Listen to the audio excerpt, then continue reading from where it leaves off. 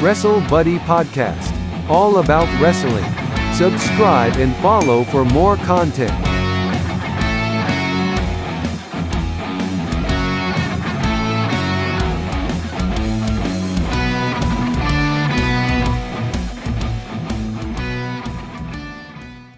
Welcome, Wrestle Buddies, to another exclusive interview. I'm Matty Laws, and you guys can find me over at Twitter at Matthew_Laws_.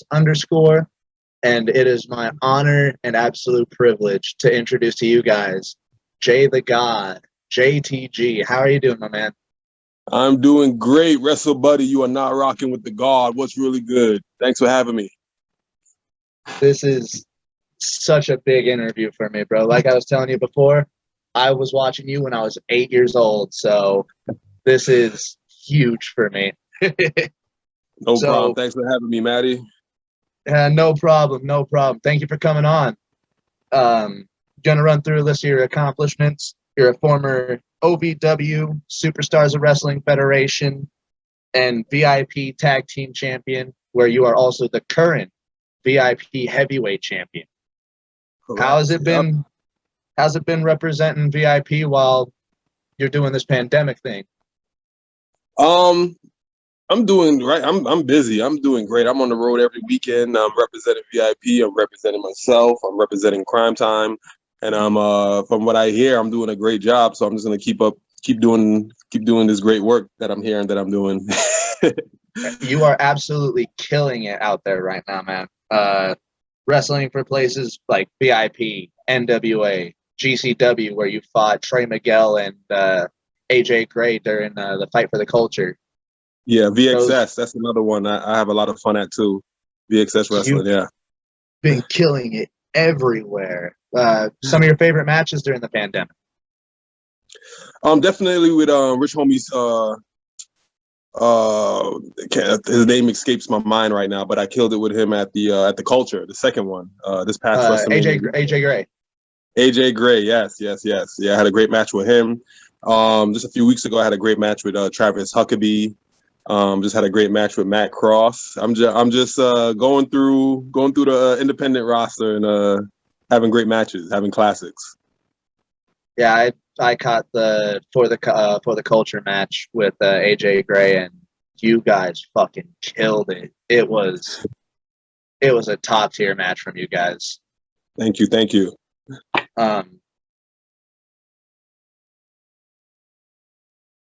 Along with AJ Gray, you've also wrestled EC3, Brian Cage, AEW, and former WWE guys like yourself. What was it like facing them after newly revitalized?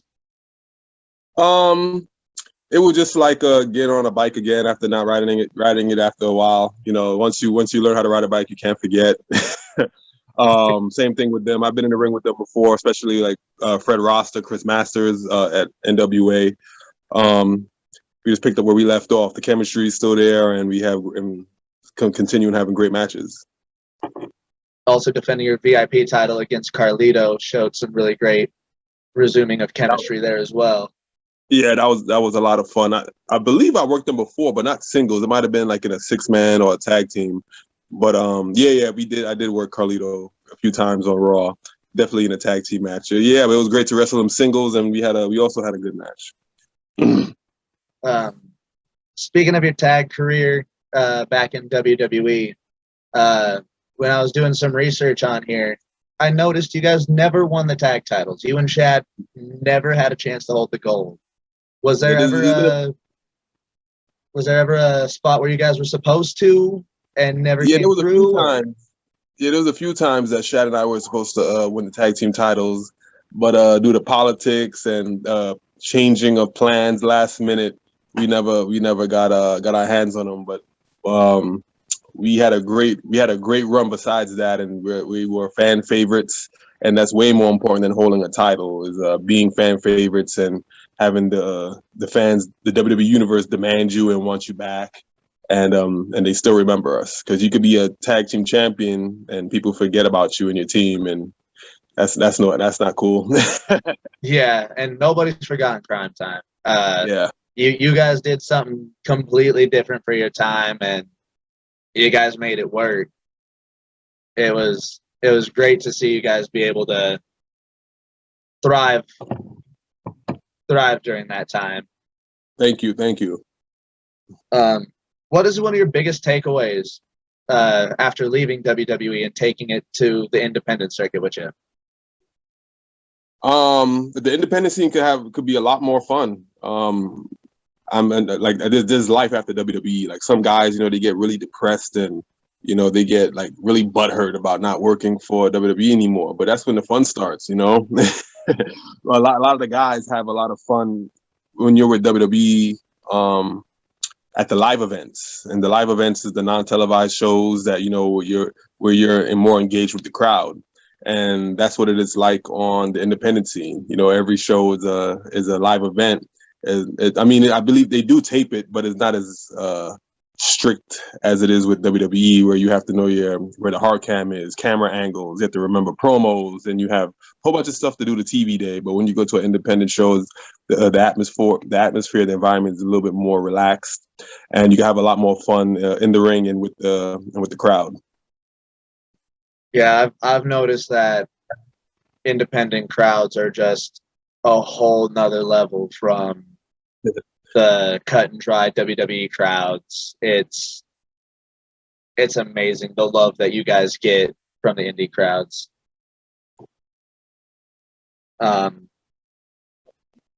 Another thing I'll touch on before we leave the WWE topic. My editor pointed out that you've got the greatest sell of Santino Marella's Cobra that we may have ever seen. Was that something you talked about beforehand or just did on the spot? I didn't tell. I knew I was getting hit with the Cobra, but I didn't tell him how I was going to sell it.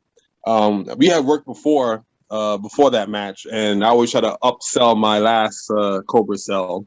The one before that, I think I just did like a stiff board. Like, I just kind of like stiffed up and fell like timbers.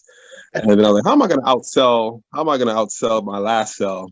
And then I thought about, catching a seizure and, having a convulsion, and it read great on, it came out great. It translated really good.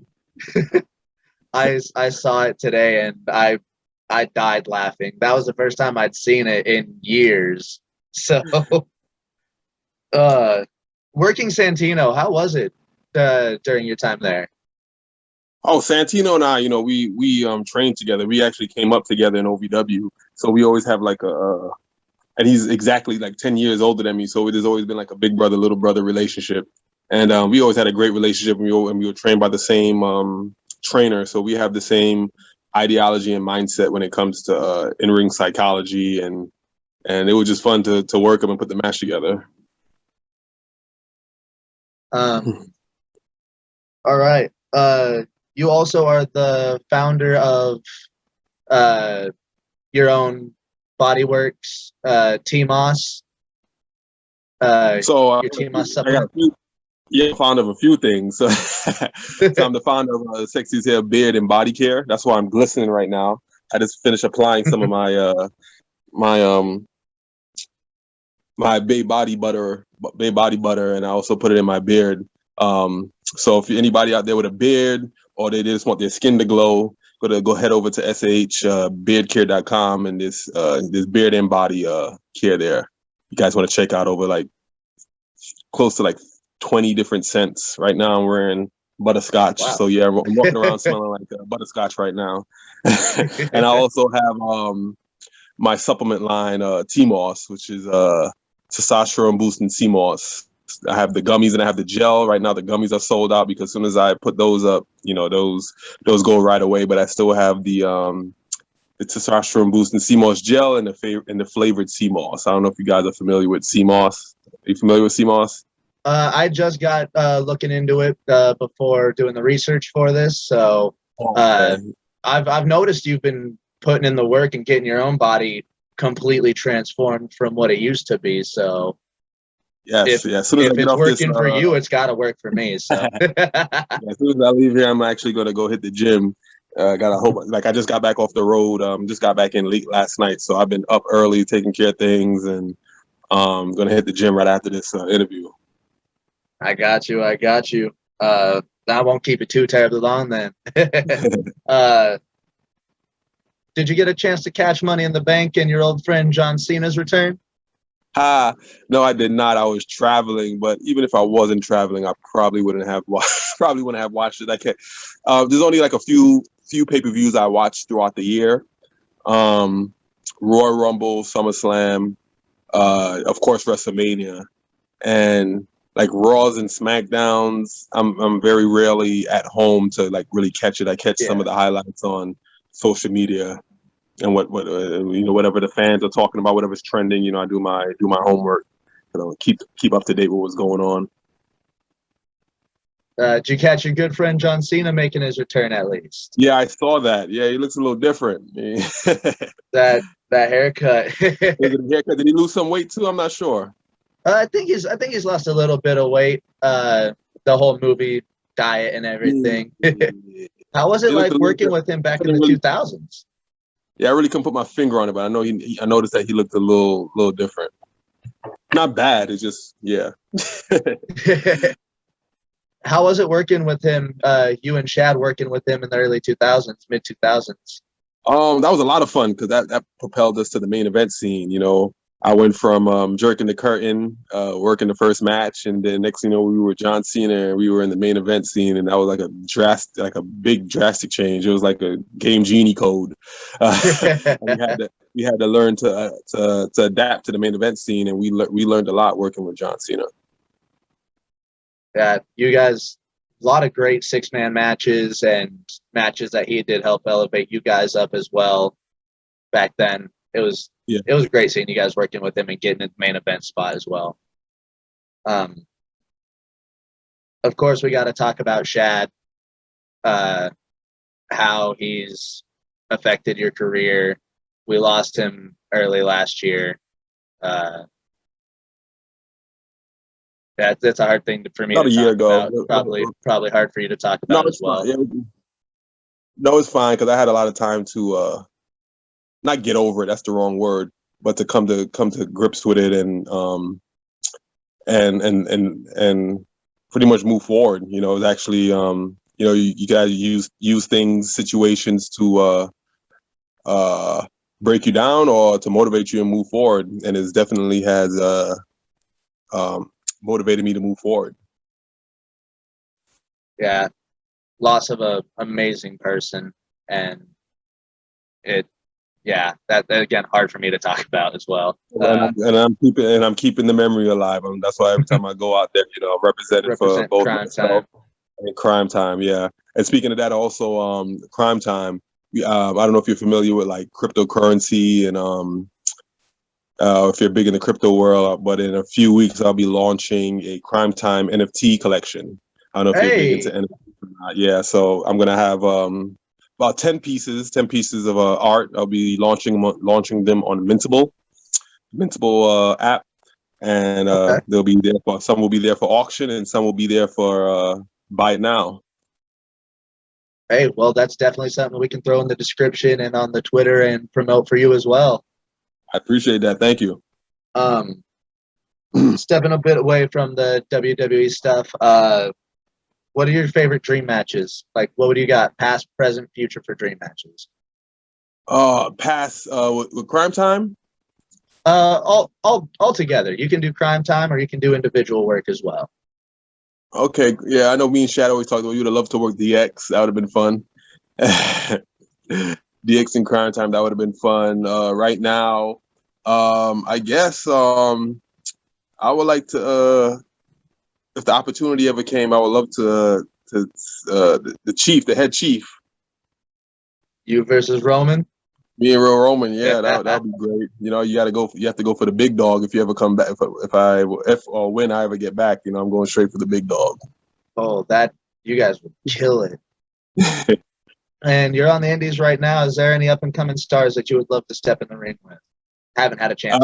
I'm pretty much knocking everybody off the list. I'm wrestling everybody. Like in a few weeks, I'll be wrestling the wrestling god Moose, the former TNA champion. Looking forward to that. I'm getting in the ring in September with Low Key. That's going to be a great match. Who else? Leo Rush, he's injured, but I would love to have gotten a chance to work him and put on an amazing match. Anybody else I'm missing? Oh yeah, Kenny Omega. I would love to. Yeah, Ooh. line them up, man. Line them up. Line them up, and JTG is here coming to knock him down. There you go. And like you said, you've got this upcoming match against Moose Friday, July 30th in Haltom City, Texas for VIP.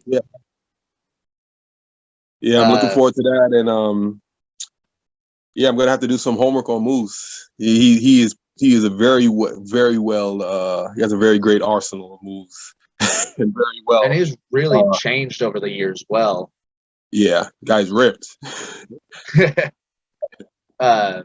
This your first time working Moose? Yeah, first time wrestling Moose. Me and him, we've never been in the ring before, so it's the first time ever. That makes me even more excited about it. Few more things. What would you consider the peak and the bottom moment of Crime Time in WWE? The peak will definitely have to be wrestling Chris Jericho and Big Show. That was an amazing time in my career. We got to wrestle them at SummerSlam at the Staples Center for the tag team titles, and that the energy alone, the atmosphere, that match alone, still when I watch it, still gives me goosebumps when I watch it. And that definitely had to be the peak because we also like to start that feud. You know, Shaq was involved, so it started with Shaq, and then it went all the way to SummerSlam. What will be the you said peak and low? I think the low was when Shad and I they decided to separate us, you know, for us to go our separate ways. At the time, I was kind of looking to see what the future holds as a singles career because I always wanted to go because one of my what's the word, idols in wrestling is Bret Hart, and I always wanted to follow his career. You know, start off in a popular tag team and then move on to singles, intercontinental, and then eventually be a heavyweight champion. If you think about it in a certain way, you kind of separated yourself off, got yourself going in an upwards direction, got your world titles going. If you look at it like that, yeah, I am. I am following his footsteps. Yep. Hey, got to follow footsteps however they come, right? The Lita incident, the infamous in Survivor Series, the whole thing. Yep. How did that come about? I remember walking into the arena in Philadelphia, and they told us what we were doing, and it was like they didn't tell us they told us what we were doing, but we had to come up with the creative verbiage and how to make it entertaining. You know, they just pretty much gave us the skeleton, and we just pretty much put the meat and the organs and everything together in the flesh, and we made something out of nothing. It was and you know, we got permission from Lita first. You know, we talked it over with her because it was her retirement match, but she was happy with it. She was like, "You guys have fun, and let's make some history." At least Lita was cool about it. Like, it wasn't something cool that was just forced upon y'all. No. And last thing, before we give you your plugs and everything, what would you consider your best match in your time in WWE? Best match in my time with WWE. I think working Chris Jericho at SmackDown. It was in the tri-state area. My mom was actually able to come to the show. She sat front row, and she had her friends. She had some friends with her, and WWE put her front row. And I beat Chris Jericho, and my mom was there to see it front row. That's probably one of the. And the match was a great match. I enjoyed it, and it also led into SummerSlam. That's an amazing moment as well, and that's something that you should be able to like put on a little business card. I beat Chris Jericho 1-on-1. I want to thank you again, JTG. It was amazing to have you on. Thanks for having me, man. Do you have any plans on coming back to WWE anytime soon? Are we going to just see you killing on the indies? We'll see, man. We'll see if I pick up the phone, if they call. I go where I'm wanted. Right now on the indie scene, I'm working every weekend. I'm perfecting my craft. I'm just having fun right now. And NWA called me. Everything made sense. If WWE or AEW calls me and the offer makes sense and it doesn't interfere with my happiness, and then I can make some good coin and it makes financial sense, then yeah, I'm a businessman, so I'm gonna do what's best for business. Hell yeah, that's what I like to hear. I want to thank everybody again for joining us at Wrestlebuddy. You can find me again at Matthew_Laws_ on Twitter. And I'm going to give this time to you, JTG. What do you want to plug? So if anybody wants to follow the God, you can follow me on Instagram at JTG 121084. If anybody's wondering what the 121084, that's my birthday. So that should be easy to remember. Instagram is just JTG 1284. For any of the men out there that want a sexy as hell beard, go to shbeardcare.com. Get your beard and body on point. There's a lot of beard care products, but your body got to match the center of your beard. So shbeardcare.com. And then for those guys that want to get jacked, I want to raise their testosterone levels naturally. You want to go to t-moss.com. That's testosterone boosting sea moss. I take that every day. I put it in my breakfast smoothie. I put it in my protein shakes. Keeps my testosterone levels high so I could kill it at the gym and get these giant guns. So I'm all natural, no steroids, and it's all vegan. So any of the people who don't eat meat or are cautious or no GMO, everything's all natural. And once again, thank you so much for coming on. This was a pleasure for me. I hope you enjoyed the interview. And like I said, also, don't forget, auction for his NFTs coming out soon. Oh, yeah. Thank you again, Wrestle Buddies. You guys have a wonderful night. JTG, thank you again. Have a wonderful night. Thank you. You have a good one. And once again, guys, bye. Peace.